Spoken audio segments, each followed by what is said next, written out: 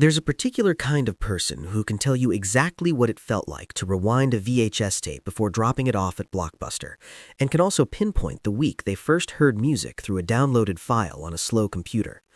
Not someone who only knows playlists and streaming. Not someone who never held a cassette. Someone who experienced both, one right after the other, while still trying to figure out who they were. If you were born somewhere between 1977 and 1985, you've spent most of your life being categorized incorrectly. Too young for Gen X, too old for Millennial. Psychologists and researchers couldn't quite place you, and that difficulty, it turns out, says everything. In 2014, sociologist Sarah Stanorb gave this group a name for the first time: Zennials, a microgeneration, a narrow band of people sitting in the gap between two major cultural eras. Some researchers prefer a different label, the Oregon Trail generation, after the old-school computer game many of you played in a dim classroom. Always crossing difficult ground with not enough supplies, making decisions on the fly, never entirely sure what came next. It's more accurate than it sounds. Most generational frameworks operate on broad strokes: boomers, Gen X, millennials, Gen Z, each spanning decades, each blurring enormous differences under a single label.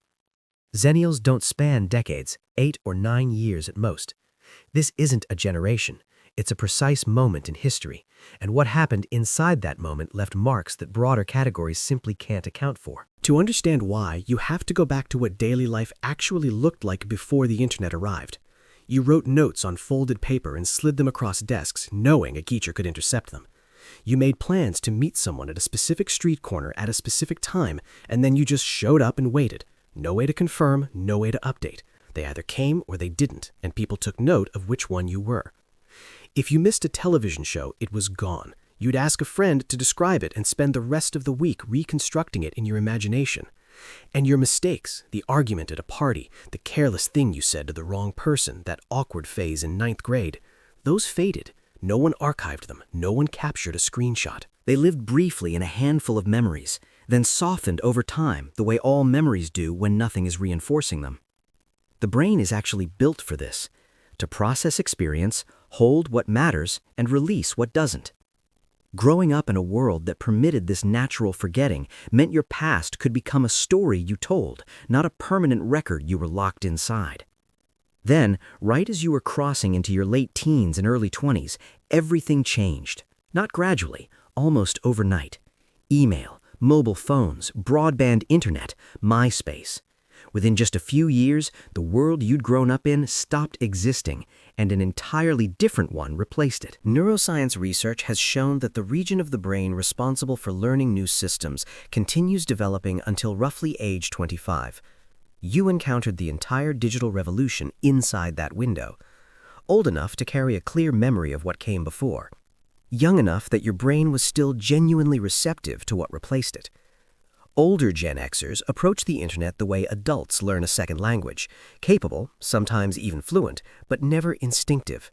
Younger millennials and Gen Z grew up inside it entirely. For them, the internet isn't something they adopted, it's the environment they've always known. You occupy the only position that holds both. You know what it felt like to leave the house and be completely unreachable. No updates, no check-ins, just absence. And you also move through modern technology without friction or fear. Not because you're unusually gifted, but because the transition happened at the exact moment your brain was still open to it. That window closed. You were already through it. But there's a side to this that rarely gets discussed. You entered the job market around the collapse of the dot-com bubble in the early 2000s. First real income, first apartment, first serious attempt at building something stable, and almost immediately the ground gave way. You rebuilt carefully and slowly, and then just as you were approaching genuine stability, 2008 happened. Economists refer to this as a scarring effect. Financial disruption early in a career doesn't simply resolve when conditions improve. It stays, quietly, in the background, shaping small decisions for years afterward. You can see it in the emergency fund that never feels quite large enough. The backup plan you maintain even when everything looks fine.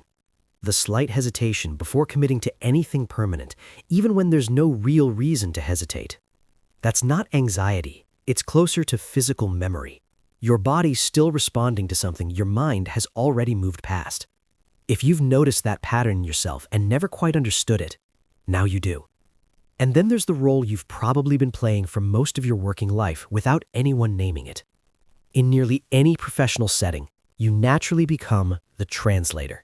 Between older colleagues who value structure, hierarchy, and proven process, and younger ones who want speed, flexibility, and autonomy. Between the generation that feels uneasy with new technology and the generation that has never known anything else. That position looks like an asset, and often it is. But being the person who bridges every divide means continuously absorbing tension from both directions, making things work, smoothing things over, often without anyone noticing and almost never with anyone asking what that costs you. Psychologists call this emotional labor, and the people who carry it habitually tend to stop registering it as effort. It starts to feel like just how things are, which makes it very easy to miss how much it's actually taking from you. If you've spent years being the dependable one, the one who holds things together, and noticed a low, persistent fatigue underneath all of it that you couldn't quite locate, that's not a character flaw. That's the accumulated weight of keeping everything running for a long time without ever setting it down. Come back to that VHS tape for a moment. The person who rewound it, then a few years later figured out how to download music on a dial-up connection, didn't do that out of exceptional adaptability. They did it because the world moved, and they moved with it. No dramatic reinvention, no loss of who they were before, just quiet, continuous adjustment. That's rarer than it sounds. You watched a world end, not with a ceremony or an announcement, not with a clear line between before and after, just slowly, then suddenly, the way things end when you're not looking directly at them. And then you watched a new one take its place. Old enough to understand what was being left behind, young enough not to get stranded at the border. Most people inhabit one world. You were standing exactly at the seam, the place where one version of human life was stitched into something completely different. And without it being a lesson, without anyone telling you this was important, you learned that who you are doesn't have to be defined by the world you started in. At a time when the ground keeps shifting beneath everyone, the people who've already practiced staying upright when it moved, without losing the thread of where they came from, carry something that no one can teach. It can only be lived through.